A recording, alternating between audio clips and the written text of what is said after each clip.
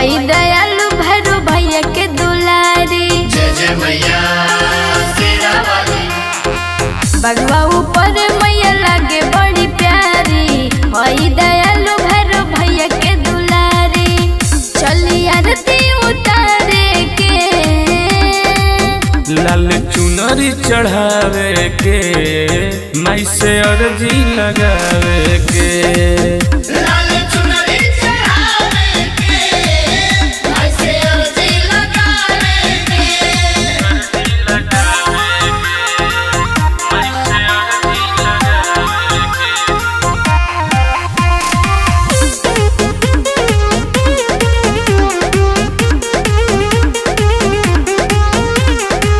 चंदा भी फीका लगे माई के आगे। श्रद्धा से जे भी पूजे दुख ओकर भागे। पियरो के पीटन भी हई बड़ा नामी। पूजा पाठ में करो में नहीं कमी। चंदा भी फीका लगे माई के आगे। श्रद्धा से जे भी पूजे दुख ओकर भागे। पियरो के पीटन भी हई बड़ा नामी। पूजा पाठ में करो में नहीं कमी।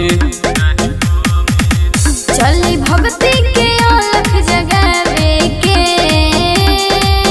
लाल चुनरी चढ़ावे के माई से अर्जी लगावे के। लाल चुनरी चढ़ावे के माई से अर्जी लगावे के।